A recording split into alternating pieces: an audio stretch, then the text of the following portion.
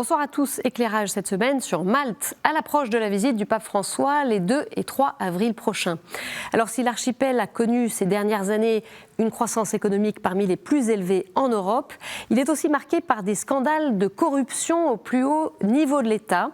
En 2020, le Premier ministre travailliste Joseph Muscat avait démissionné après avoir été mis en cause dans l'enquête sur l'assassinat en 2017 de la journaliste Daphne Caruana Galizia qui enquêtait sur des affaires sensibles.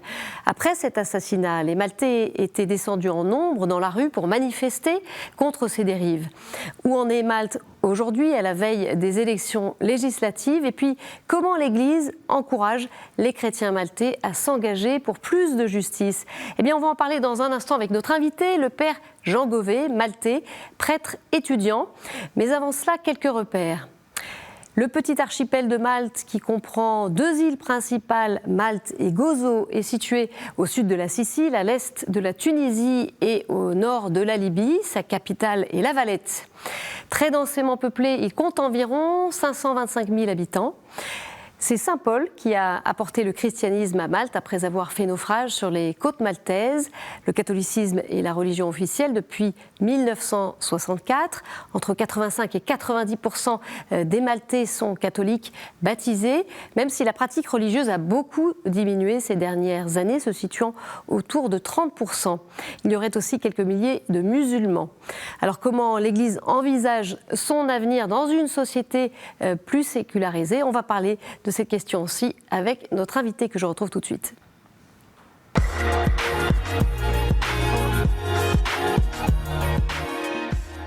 Père Jean Gauvet, merci beaucoup d'être avec nous. Quelques mots pour vous présenter tout d'abord. Alors vous avez été ordonné prêtre pour l'archidiocèse de Malte en 2019. Vous êtes actuellement étudiant en philosophie en Écosse et de passage à Paris quelque temps pour des recherches à Normal Sup. Je précise que cette interview va être réalisée en anglais. Alors on parlera bien sûr avec vous des défis qui touchent Malte aujourd'hui, des défis aussi pour les chrétiens, mais on va faire un petit retour sur l'histoire parce que c'est important, une histoire fondatrice pour le christianisme chez vous. Le christianisme, comment a-t-il forgé l'identité de Malte ? Je pense que c'est très difficile de parler de l'histoire de Malte sans faire référence à l'Église catholique. Comme vous l'avez dit à juste titre, la foi est arrivée à Malte avec la venue de saint Paul. Une visite non programmée, son naufrage comme évoqué dans les Actes des Apôtres. Le christianisme a toujours été présent sur l'île, bien que différents peuples aient conquis et dirigé l'île. Cette présence a influencé la culture des peuples, l'architecture, les bâtiments du pays. Donc, je crois qu'on peut dire que notre foi fait ce que nous sommes, nous, Maltais, aujourd'hui. Même si, comme vous l'avez dit au début, le nombre de pratiquants a baissé. Il y a toujours la marque de la foi à travers nos valeurs, nos traditions, notre culture, le fait que nous accordions beaucoup d'importance à la famille, à la solidarité, à la générosité, l'hospitalité. Tous ces éléments sont connectés à notre foi. Saint Paul est le patron, le saint patron de Malte. Aujourd'hui, voilà, qu'est-ce qu'il représente aussi pour les Maltais, dans le cœur des Maltais?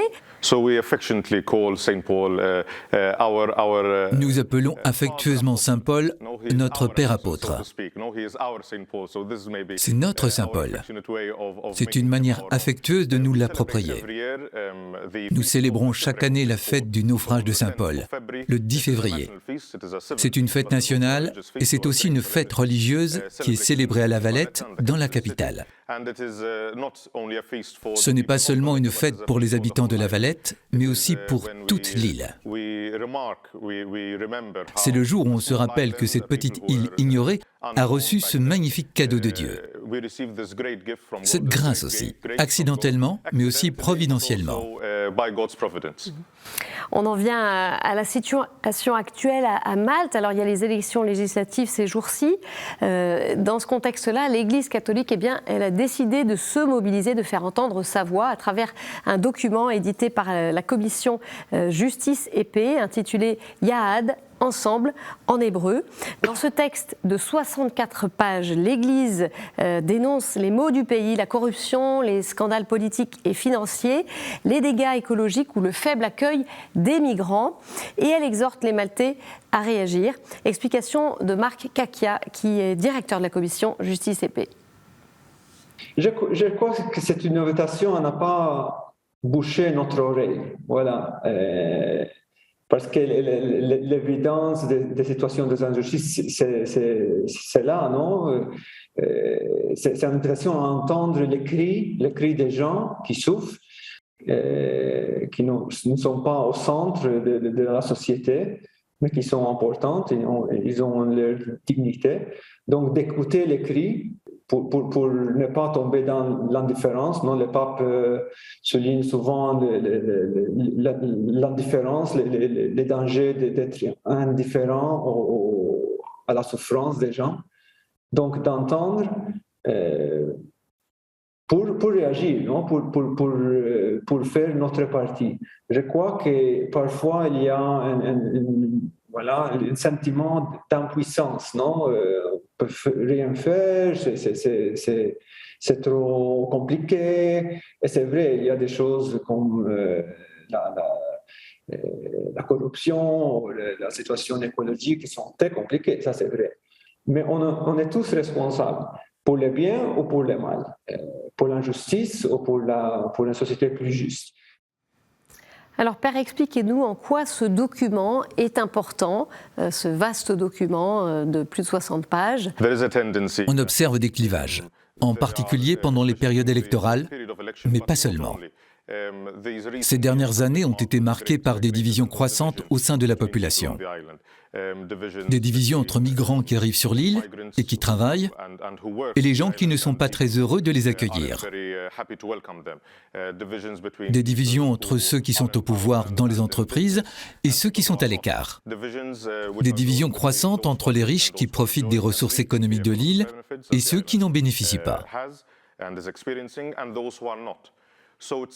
Donc il semble que dans une société homogène, où nous sommes tous assez semblables, ces divisions s'accroissent. Je pense que c'est aussi quelque chose qui a été expérimenté dans le reste de l'Europe et du monde. Cette fragmentation, ces voix qui s'affrontent, plutôt que de dialoguer. Donc l'Église, à travers ce document, Yahad, souhaite combattre cela d'une manière engagée et efficace. L'Église montre que ces problèmes sont là, qu'ils doivent être combattus, que ce sont des problèmes difficiles, comme Marc Kakia l'a mentionné dans l'interview. Mais il y a aussi une bonne manière d'aborder ces problèmes qui sont difficiles, en dialoguant. Nous avons tous notre part à jouer. On ne peut pas dire « c'est la faute de tel individu ou de tel groupe ». Ce sont des problèmes qui doivent être combattus par tous. Nous devons tous faire notre part, individuellement, chacun là où nous sommes. Mais aussi en faisant pression sur les autorités, sur les institutions, sur les groupes qui détiennent un certain pouvoir, pour faire changer les choses dans la société, afin qu'ils jouent aussi leur rôle. Alors vous avez raison de mentionner effectivement ces divisions qui gangrènent la société, mais le document va plus loin parce qu'il pointe du doigt le clientélisme, la corruption, et on en a vu évidemment une illustration à travers l'assassinat de cette journaliste en 2017. À quel point ces mots-là sont répandus dans la société ? Je crois que ce qui est différent aujourd'hui, c'est qu'au fil des années et avec les administrations successives, les gens ont fermé les yeux sur la corruption. Parce que d'une certaine façon, tout le monde en bénéficiait. Tout le monde se disait « moi je ne fais rien de mal parce que toi tu en bénéficies aussi ». Donc on finissait par se dire « ce n'est pas grave puisqu'on profite tous des fruits de cette corruption, de ce clientélisme ». Je crois que ce qui est différent aujourd'hui, c'est que, tout comme une blessure, si elle n'est pas soignée, elle ne reste pas en l'état, elle s'aggrave. Donc je crois que c'est ce que nous observons depuis toutes ces années, en particulier depuis l'indépendance. Les Maltais ont pris eux-mêmes le pays en main en décidant dans quelle direction ils voulaient aller. Aujourd'hui, nous avons réalisé que c'est trop. Et je crois que la plupart des gens réalisent aujourd'hui que ce n'est pas bon, que ça doit s'arrêter.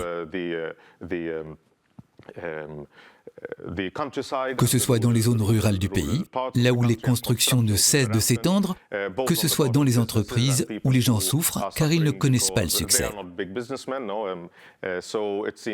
Il y a eu cette alliance entre les entreprises et les politiques qui a duré des années et qui a eu des conséquences.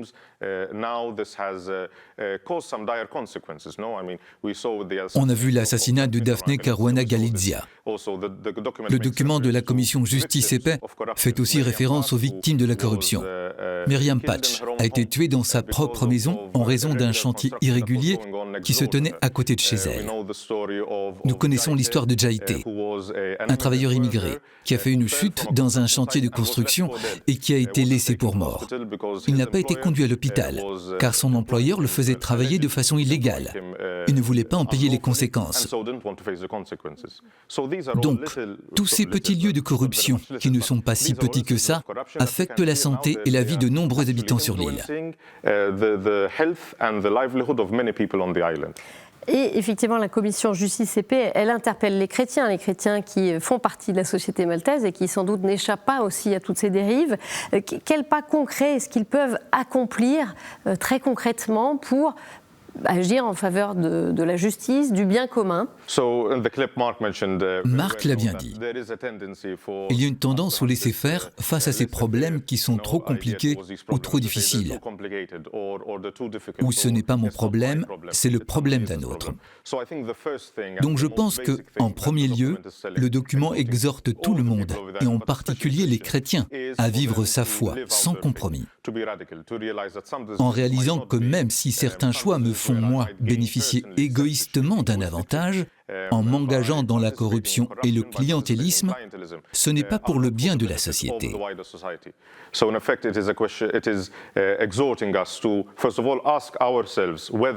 Il s'agit donc de se demander si on participe ou pas, et de quelle manière, à la corruption et au clientélisme. Mais aussi le document nous pousse à incarner nous-mêmes le changement qu'on voudrait voir dans la société et dans les politiques en place. Alors Père, justement, vous, en tant que pasteur, comment est-ce que vous encouragez les fidèles à aller vers plus de justice et justement à s'engager sur ce chemin-là? Malheureusement, je suis un peu limité en ce moment, étant étudiant en Écosse. Je ne pourrais pas être plus éloigné en Europe par rapport à Malte. Mais quand je suis à Malte, dans la paroisse dans laquelle je travaille, je suis un groupe de jeunes qui sont des étudiants à l'université ou qui sont en fin d'études. Je garde contact avec eux même depuis l'étranger. L'important, c'est le courage qu'on essaie d'avoir en tant que groupe pour combattre ces problèmes, qui ont pu être mis de côté car trop compliqués ou trop sensibles ou presque tabous. Alors vous mentionnez les jeunes, Père, on va parler justement du visage de votre Église qui observe un déclin de la pratique religieuse. Comment est-ce que vous expliquez, vous, cette sécularisation qui est un peu accélérée? On la connaît dans le reste de l'Europe, Europe occidentale depuis plusieurs décennies, mais pour vous c'est un mouvement qui se vit de manière plus rapide. Je crois qu'en termes de sécularisme, on essaie d'accélérer et de rattraper le reste de l'Europe.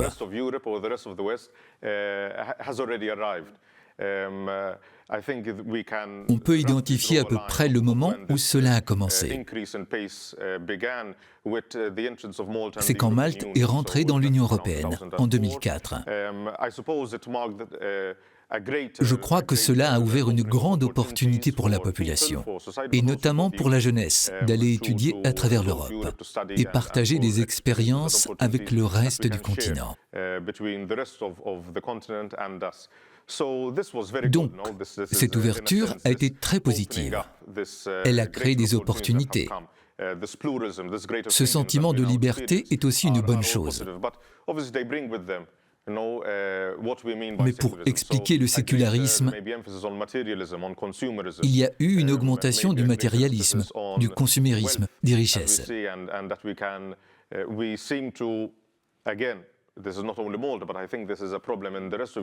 Ici, comme dans le reste de l'Europe, on semble mesurer la valeur d'un pays sur la base de ses richesses, de son économie. On ne va pas chercher plus loin, par exemple, la santé mentale de la population d'un pays, le bonheur, la quête de sens. C'est ce sécularisme dans le contexte européen, et en particulier à Malte, que nous vivons aujourd'hui. Dans un contexte de sécularisation, alors ces jeunes Maltais se détournent de la pratique religieuse, ils ne fréquentent plus les églises comme leurs parents ou leurs grands-parents. Moins de 20% d'entre eux vont ainsi à la messe. Mais malgré tout, ils demeurent attachés à de nombreux mouvements d'église. Ils sont engagés auprès des plus fragiles. Pourquoi un tel engagement social ? On écoute l'analyse du père Fabio Attard, qui est prêtre salésien maltais à Rome. On a beaucoup de jeunes qui acceptent de passer quelques semaines, quelques mois. Il y a aussi des jeunes qui passent quelques années à travailler avec les pauvres. Ça veut dire qu'il y a une dimension empathique de compassion qui est, moi je pense, qui est l'héritage de toute une éducation catholique qui pas forcément se montre aujourd'hui dans une façon religieuse. Ce sont des chrétiens, mais pas forcément qui suivent la dimension institutionnelle de la religion. Ça, c'est bien sûr, ça c'est une situation très neuve et quelquefois peut-être qu'il faut que nous travaillions un peu plus pour écouter ces cris, écouter cette dimension du cœur qui est cachée, mais qui est là. Je trouve que les jeunes, au niveau social, au niveau de la pauvreté, au niveau de ceux qui sont autour d'eux, ils sont plus prêts à répondre. Mais personnellement, je voudrais bien voir que le même engagement dans le domaine social soit aussi présent dans le domaine politique. Alors Père, l'Église elle a lancé un synode en 2020. Expliquez-nous un petit peu quel est l'enjeu dans le contexte que l'Église vit chez vous. Le synode s'intitule « Une Église, un chemin ». C'est cette nouvelle identité, cette étape de renouveau ecclésial qui nous permet de réaliser qu'il y a des éléments incohérents parmi ceux qui se déclarent catholiques, mais aussi au niveau de l'Église institutionnelle. Il semble y avoir des choses qui ne sont pas ajustées les unes avec les autres, avec les progrès que la société a accomplis, avec les changements que nous vivons, d'un point de vue de la société politique, mais aussi spirituel.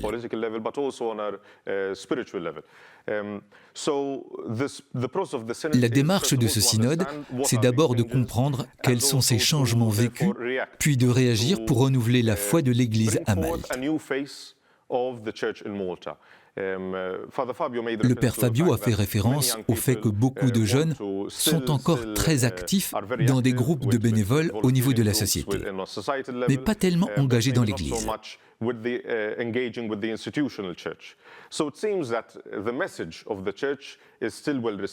Donc, il semble que le message de l'Église soit toujours bien accueilli.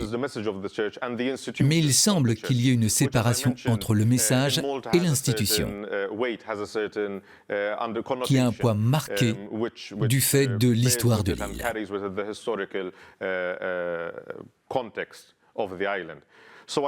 Donc je crois que ce synode est une tentative en tant qu'Église d'écouter, d'accueillir, mais aussi d'aller à la rencontre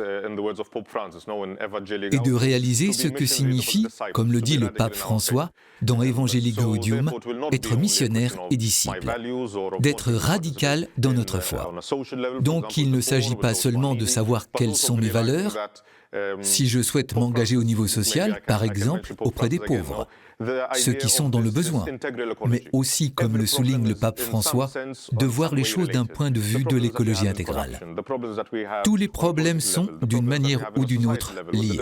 Les problèmes de corruption, les problèmes politiques, les problèmes au niveau de la société, avec les différences entre riches et pauvres, et même les problèmes au niveau de l'Église, les problèmes environnementaux.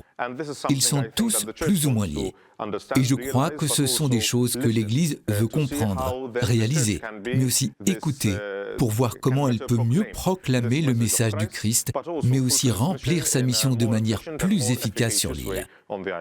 En tout cas, merci Père, vous êtes un jeune visage de cette Église, vous incarnez voilà, ce nouveau visage et ce message aussi pour l'avenir, avec aussi quelques vocations dans votre pays aujourd'hui. Vous avez combien de vocations ? Actuellement sur l'île, il y a 2 diocèses et 2 séminaires, à Malte et Gozo. Et il y a plusieurs congrégations religieuses. Donc en tout, il y a 43 religieux et séminaristes qui se préparent au sacerdoce. Donc c'est peut-être moins que par le passé, mais peut-être plus qu'ailleurs, proportionnellement parlant pour une si petite île par rapport au reste de l'Europe. Mais je pense que ce n'est pas seulement une question de nombre. Si on ne raisonne qu'en termes comptables, alors on va avoir à nouveau un état d'esprit capitaliste, qu'on veut justement combattre, et notamment dans les sociétés d'Europe de l'Ouest. Je pense qu'il vaut mieux se demander quelle est la profondeur de la foi. Nous sommes des hommes de Dieu, que l'on soit prêtre ou non. Nous sommes le peuple de Dieu. Nous sommes l'Église de Malte. Et c'est ce que le synode cherche à atteindre et ce pourquoi l'Église travaille. Il ne s'agit pas de perpétuer le cléricalisme et l'institution, mais l'institution est là pour la mission qui est d'annoncer l'Évangile au pays.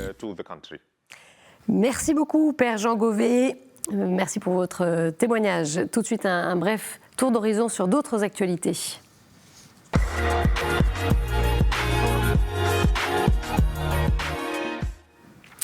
Un mois après le début de la guerre en Ukraine, l'Église dans les pays voisins continue à accueillir des réfugiés ukrainiens. Un exemple en Roumanie avec la congrégation des Sœurs de la Mère de Dieu, située dans le nord du pays, à la frontière avec l'Ukraine. Depuis le début de la guerre, 800 Ukrainiens ont fait étape dans le couvent où vivent 11 sœurs.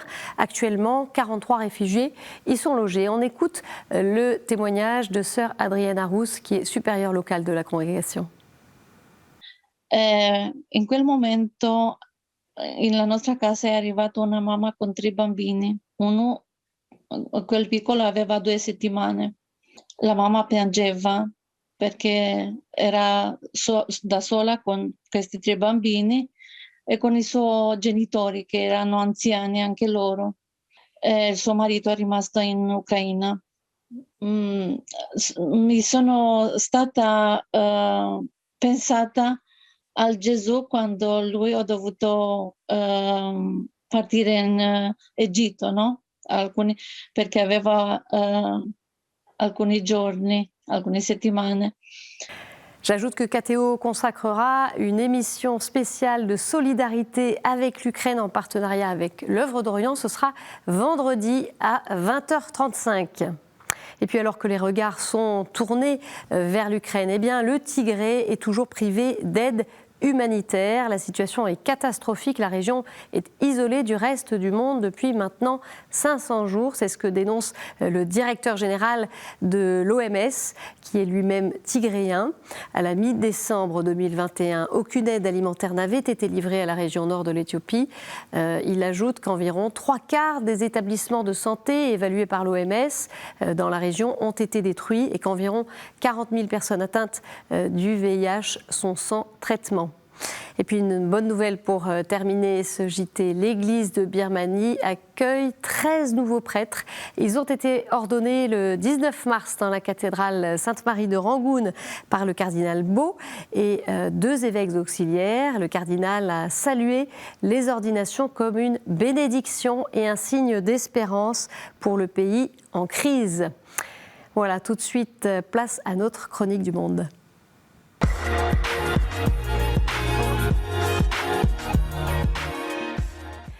Et on retrouve le père Rafik Bader, directeur du Centre catholique d'études et des médias d'Amman en Jordanie. Bonjour, les chrétiens d'Orient, de Terre Sainte, inclus la Jordanie, ont commencé le carême pour cette année.